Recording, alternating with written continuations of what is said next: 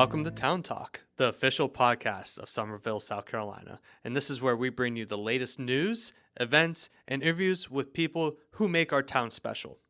I'm Chris Mikowski, the town's public information officer, and your host for the town's podcast. In today's episode, we're delighted to have Councilman Aaron Brown join us. Councilman Brown has been an active member of the Summerville community and has been involved in various local initiatives. We're excited to learn more about his work and his plans for the town. Welcome to the show, Councilman. Thank you. I'm super excited to have you, and I appreciate you taking the time to join us today. But to start, can you just tell me too and the listeners a little bit more about you and what brought you here to the town of Summerville? Sure. I came here to the town of Summerville in 1968 when I graduated from college. I had a degree in music. I was hired as a band director at the old Alston High School. And so after a period of time, I was selected to serve on the school board. Back then, we were not elected. We were just appointed. Yeah. And I served, I think, about 12 years on the school board, and then I did a short period of time on the county school board. We don't have that anymore. And I also was the discipline hearing officer for the school district DD2 here in Summerville, because the board didn't want the responsibility of having to meet to try to keep a kid from getting kicked out of school, so they appointed former school board members, and I was one of them. I decided to run for town council. Reason was I had married a lady, and we were living in the Brownsville community, which is a predominantly black enclave, and it was kind of run down, and I thought I could do some things to improve that area and some of the other areas, and so that's when I started on council. So all these years from when you started with the school board to today, you've just been serving our community, and it must be a passion of yours, just to really be working for our community members, right? Well, I thought I could make a difference, and had some business experience and things like that. And so when I first got elected, Beryl and Myers was still mayor, and he and I got together and we started looking at the area, and we got some things done.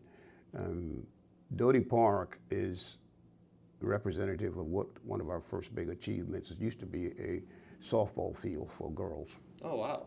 And we converted it to a Parks and Rec type of entity.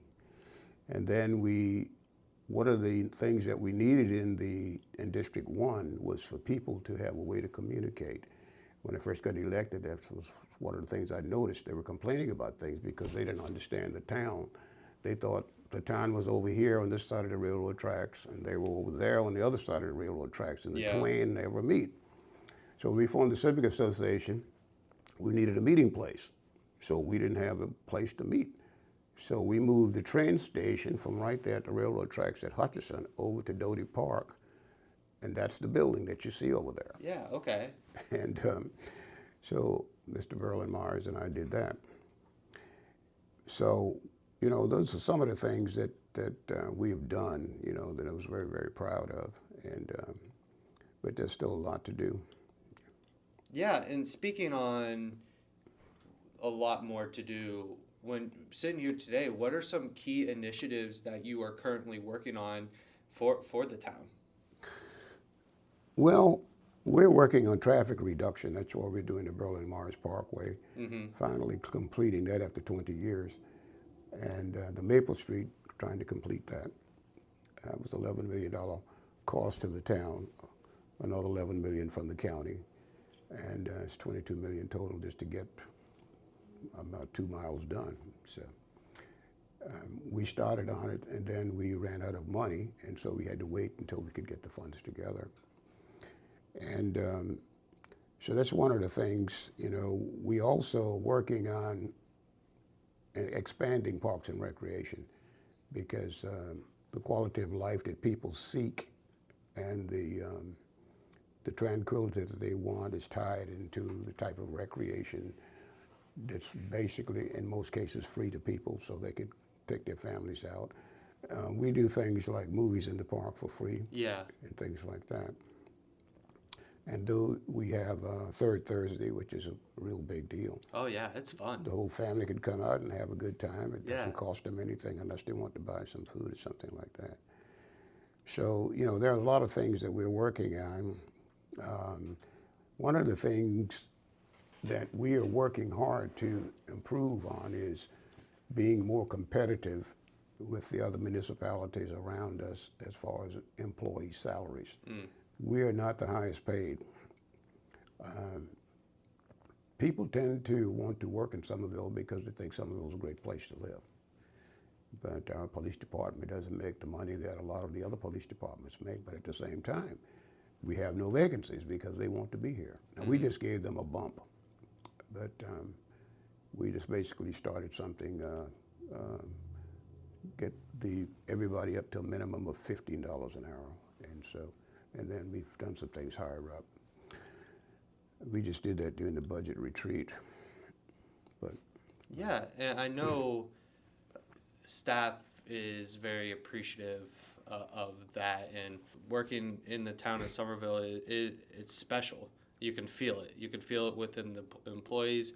You can feel it among council and the community as a whole. You touched a little bit on some of the challenges, but I wanted to dig a little deeper in there and ask you, in your opinion, what are some of the most pressing issues that the town of Somerville is facing currently at this moment?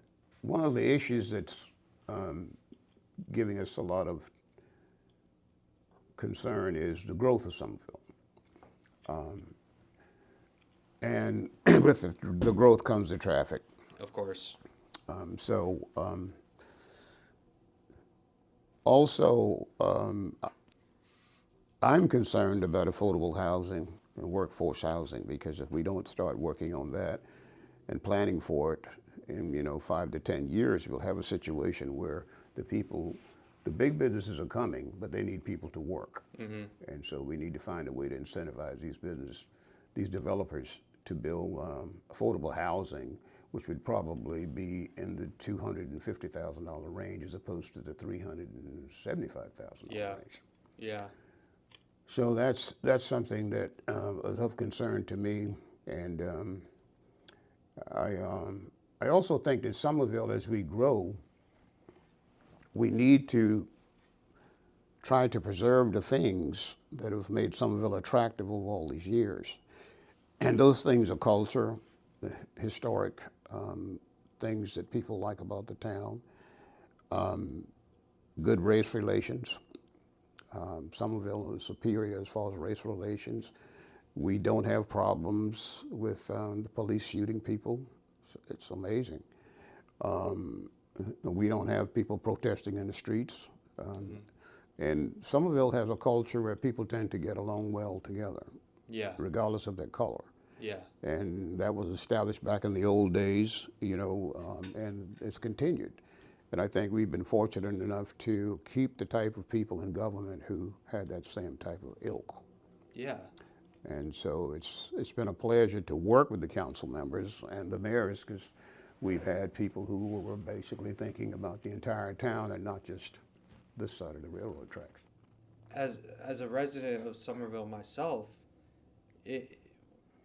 we are a really tight-knit community. We almost look at each other as family. When you are, for example, if you are at the beach, let's just say Isle of Palms, and you're at a restaurant and you know someone there is also a Somerville resident, you automatically have this connection with them, this built relationship with them, just because you understand that we were both Somerville residents, and there's a culture, there's a history here, and I think you and the rest of council really make huge efforts to keep that history and that culture and the feel and the vibe of Somerville going. And I think I would say the majority of the community sees that and appreciates that. Well, that's what makes Somerville so attractive, and people want to live here. I mean, if you're living in some of these states where they're having shootings every day and police are shooting people and they're marching up and down the streets, and they've got racial concerns. You want to get away from that, and people come here. And so, in a sense, the South is rising again. And I think it's good because people are learning to work with one another and live with one another in peace and tranquility. So that's very, very important. And so if we can keep going, doing what we've been doing over the years, I think this town is going to continue to balloon. It's going to continue to grow because people, you know, they want to have a place where they can raise their kids and have good school systems and, you know, that are publicly funded and things like that. Yeah. So we don't have, in Somerville, you don't really have private schools. We have one private school in Somerville. Yeah. And, you know, in other counties and municipalities, you got a bunch of them, you know. And that says a lot about our public schools here in the community and the safety. That goes to the people that live here in the community, but also it give kudos to the men and women who keep us safe as well. You know. When I first got elected, I was amazed at the dichotomy that was felt in the African American community. It was felt, you know. And once we formed the Civic Association and I started getting people appointed to the boards and commissions with the town, then they got to understand what the town was about, and they could come back and bring that to District 1.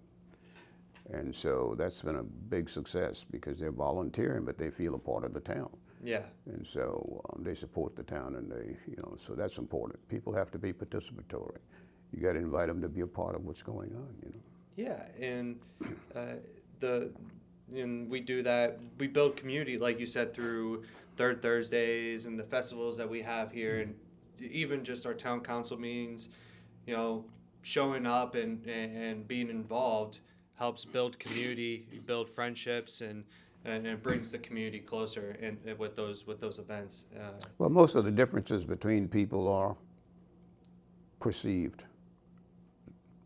A lot of them are not real. They just feel that somebody don't like them or whatever, you know. So once they get to spend time with those people on a job or in school together, go to college together, whatever, then they get a different perspective. Yeah, yeah. And so that's why diversity is so important. Yeah. Because diversity avoids a lot of the problems that human beings have when they don't understand one another. It's a lack of understanding. Yeah, and I have to just reiterate what you said, and it's so much importance.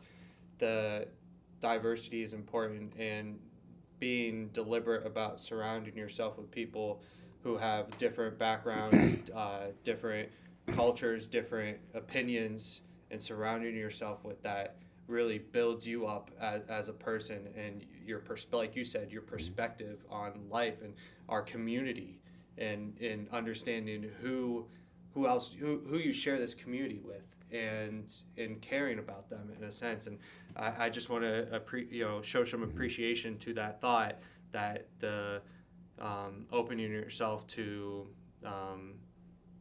diversity and being open to surrounding yourself with other people is important. Yeah. Well, you know, I think we can learn as we go along, and we'll continue to be a great town. Yeah, I agree. And, speaking of the town, I'm thinking long-term now. We have some short-term goals and aspirations, but long-term, what are some things that you hope to see for the town of Somerville? I think long-term, we have got to put emphasis on the cultural beauty of Somerville. And so I think festivals should be big for every race or creature or culture who wants to do it. And they should be supported by the town. We've got things like the hospitality tax and the A tax. If we can use that money to help people feel that they're a part of Somerville, I think it's good. Yeah. So long term, that's what we've got to do. We cannot let this town become a town of a majority group of people who've got the wealth and they make all the decisions. You've got to include, it's got to be inclusive. You've got to include everybody. Yeah. I think that's very important. So I think that's a challenge because as the people move here, the majority of people may be of a certain ethnicity. But again, we can't forget the people who were here when the town was built. Mm-hmm. You know, my father-in-law, Reverend Esau, was a good man, and he was close to Berlin Myers. They grew up together. And they're the guys that built this town Yeah. and created that racial harmony. Yeah. So we got to make sure that that's the challenge. Yeah. And the big challenge is too, we're working on it some now, but we've got to find a way, and I know taxes is a bad word, but we've got to find a way to be competitive with top-notch people that we need to work for the town. Mm-hmm. Because the town is no better than the qualified people that run the town. Yep. You know. Yeah, and those are, I think, some incredible long-term goals. And to reiterate, it's looking at continuing to look at the growth and keeping the culture, but also continuing to be inclusive to everyone. And a long-term goal is to build that. Right, and we've also got to decide what do we want to be.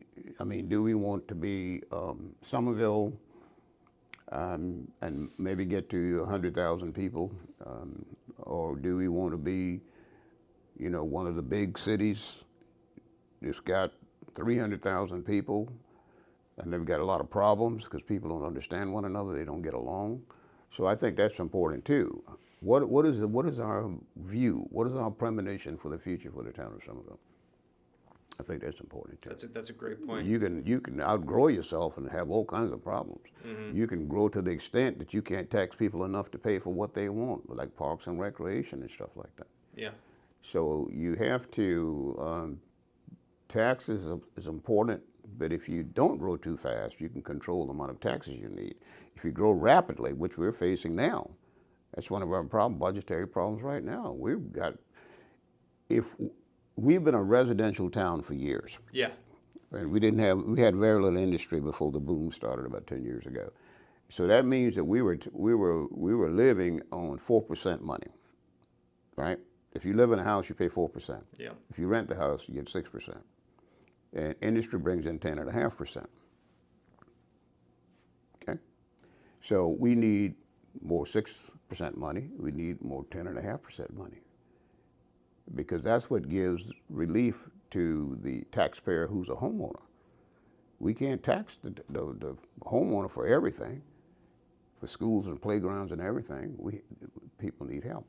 And I think one of the things that's got to be looked at too, and maybe it starts with the state legislature, is I think we incentivize the big businesses to come here, the Walmarts and the Boeings and the Volvo and that sort of thing.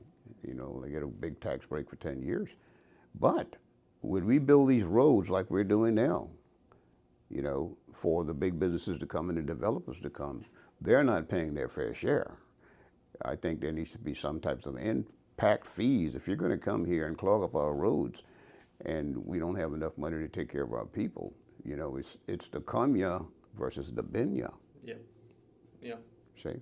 It's a balancing act. That's right. It's a balancing act. So sure. that's something we're going to have to address. We can't say, oh boy, Somerville got Volvo and North Charleston has got this and that, and I want something too. They're getting ready to build 2,500 houses in Ridgeville. Ridgeville's currently got a mayor and 4 council members. Give them 10 years, the people that will be sitting on that council and the mayor would been people who come here. Yeah, because that area is going to continue to grow because it's expanding. It started in the little Charleston and it just. Yeah, and another thing with growth, and we're starting to get a taste of it now. We've had some cases where the kids are bringing guns to school and that sort of thing in Somerville. My God, who would have thunk? Yeah. But when you get people coming in droves and dozens, you're getting the good ones and the bad ones.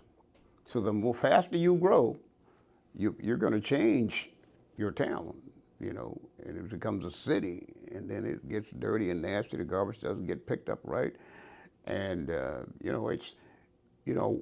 currently we don't have those kind of problems. But if we don't watch what we're doing in the future, we'll create those problems. And that's why, if any of our listeners couldn't tell already, this is why I respect our council members so much, because of the balancing act Yeah. of the future, the current, the history that y'all are managing. It's impressive. It's impressive. I guess we touched on this a little bit earlier, but I think it's important for us to continue this conversation a little bit, is community participation, right? Yeah. And what advice do you have to our residents and to our community who want to get involved and or make a difference in the community? The first thing I do is invite them to apply to serve as a volunteer on the boards and commissions. Now, we've got most of the lower positions like hospitality tax and all that stuff, A-tax. Each council member can appoint one person, and then the mayor appoints one, that's 7. But for the high echelon positions like Board of Zoning Appeal and all that kind of stuff, those people have to have degrees, engineering degree or some advanced degree. And so it's difficult to find. We need to be casting a wider net to try to get some African Americans on those boards too, because I think that's important. And we've probably got some around us qualified, but they're not. Nobody's casting a wider net to find these people. You know, things have changed a lot over the years. If you look at any part of Somerville where the homes are expensive and where the wealthy people live, there are black people living there. You know, Legend Oaks, Gadsden over there by Woodlands, Yep. wherever, black people are living there.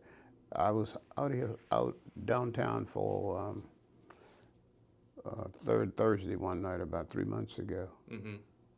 And I was walking. I walk a lot, so I come out to walk. And there was this black man and this black lady ahead of me. You know, they was middle-aged, older. And I was seeing them from the rear. So when I walked up and got past them, I said, "Hey, appreciate you folks coming out." I said, she says, "Mr. Brown," she said, "don't you know me?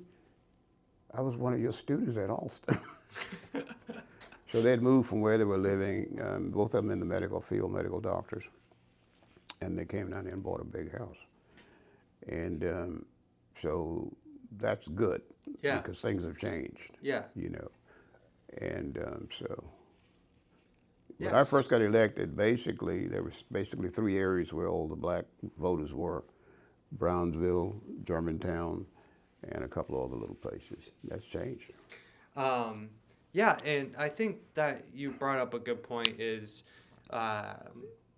getting involved through our commissions and volunteering. And Yeah. And also, Amy has been hiring a lot of people at the Rollins Edwards Center. And, you know, we've got some black people working in there, and that's good. And so that gets other people to come and participate and join what's going on. And so one of the things that I try to do, I'm not very illiterate with the Facebook and all that stuff, but Amy sends me every month what's happening with the Rollins Edwards Center, and Yep. I try to send that out because to put it on Facebook because people will look at it, and because they need to know that there's a lot of opportunity. So there's all kind of programs there. People can learn to line dance. That's so much fun. So much fun. I love it. And I guess I have the personality that I have because hate and misunderstanding are 2 horrible things. Horrible things. So I just see people. I don't care about all that history. I mean, if you're 8th generation back, great granddaddy was a slave owner, that was horrible, but you didn't do that. You know, and look where we are now. Yeah. So you every person's their own, and we just have to do our best to be respectful to one another and Yeah. continue to be a community and build up our loving town. Well, I think you just destroy yourself if you're thinking all the times about hate and somebody don't like you and all that kind of stuff. Yeah. So again, you find what you look for. If you look for mistreatment, you'll find it. Hmm. If you It's a don't. good message. That's right. Yeah. Yeah. Yeah. And you brought up a good point, which I don't think we've ever talked about in the podcast, but I think it'd be a really cool little segment. You talked about the mayor and council and the rules and how that works. Could you just, for our listeners, just give a little background on uh, the difference between council members, the mayor, and how all that works? Yeah. Okay. City of Charleston is a strong mayor. North Charleston is a strong mayor. Somerville is a weak mayor, strong council. The mayor has no more power than a single council member, except that basically he can run the meetings and he can do certain things that the council gives him the power to do. But he's not, he can't hire somebody. That has to be done by the council. But I think that's another reason for the peace and tranquility in Somerville. Because if you get the wrong mayor, you got problems. We experienced that one time. But fortunately for him, he didn't last. But so in Somerville, it takes 4 votes to get anything done. Even though you've got a mayor, the mayor is just another vote. So in North Charleston, or City of Charleston, whatever the mayor says happens. He doesn't really have to contact the council. He can just go ahead and do it. So I'm not saying one's right, one's wrong, but from my perspective, and I think what the listeners are going to understand is that with a strong council, you have the opportunity. The votes, things getting passed is going through. It's not just one person's quote unquote agenda. It's the collective. Yeah, the governing body, 7 people. Yep. And so, just like last night, when we stopped the condemnation on that property, that's in my district. Mm-hmm. So the other council members will respect something that's going on in my district or Terry's district or Bill McIntosh's district or whatever, because you have strength. You're like a strong mayor in your district, in that one district. Yeah. Okay, but at the same time, you have to get the council to vote for you. You still have to have 4 votes to get something done. When those gentlemen got up and spoke, if we'd only got 3 council members to vote for it, it wouldn't have passed. Yeah. So that forces us to work together. We're like your hand. We all work together. Yeah. And so It's powerful. it's powerful because when you have constituents in your district and they've got a beef or they've got a problem, you bring it to the committee first. Like I'm on the committee for public safety. I used to be the chair for public safety for 20 years. I just gave it to Bill McIntosh this year. And so if it's an issue with public safety, then I'll put it on the agenda for the committee meeting, and we'll discuss it. The 3 of us. We got 3 on each committee. Yeah. And then we have to send it to the council Thursday night for the entire council to vote on it. Yep. So we have to work together. Yeah. And if something's going on in my district, I can bring it to that committee and have them look at it or whatever. Yeah. Just like the Parks and Recreation thing, Bob was home, but he's the chair of the Parks and Recreation. Kim and I own there, and he told us what he was trying to do. And so if we decide to take it to council, then it goes to council. So we decided it's not, or amend it before it goes to council. Whether we can do that. Yeah. But you have to work together. Teamwork. Teamwork. Teamwork. That's what it's all about. And That's right. I think that's why Somerville is as special as it is too, is because Yeah. it's always been about your neighbor, right? The person to your left and the person to your right. Yeah. And And it makes it special. but a lot has changed, and I think it's all good. As a general rule, most of the churches are black churches, white churches, but a lot of people now, you have interracial churches, so like Seacoast there, Mm-hmm. a lot of churches. And when we did the weatherization and the home repair last year, we got some of the American Rescue Plan from Joe Biden, and it was on my district. Those people needed some help, so we got put up some money, and we got them helped. There was one lady that couldn't qualify because she had a roof that was dangerous for somebody to get on top of. And there was another guy that was handicapped, and he needed a ramp. So I contacted Bethany United Methodist Church, and Somerville Baptist helps too. And I've gotten a lot of people help from going to those two churches. They don't ask me other people, black or white. They just go ahead and do it. And so, and that's been a lesson too, because if you live in a black community and you got white kids, 19 years old, 20 years old, coming all the way from Alabama or Georgia or wherever, and they have to pay their own way just to come and serve in the spirit of Jesus Christ. I mean, come on, you're going to learn something from that. Mm-hmm. Yeah. So.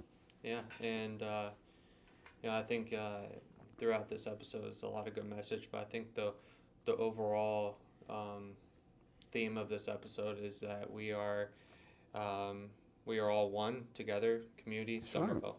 right. And, Yeah. And that's what makes Well, it awesome. it's I know you got to go, but the community that I serve, what we call a minority district, it's not really minority anymore because we have people coming in, but Yeah. it's enough for me to win. Yeah. Because people vote for me. They give me money and they vote for me, of all races. So, And you and the rest of the council work your butts off to do what you need to do for the community. Well, that said, before we go, I want to start.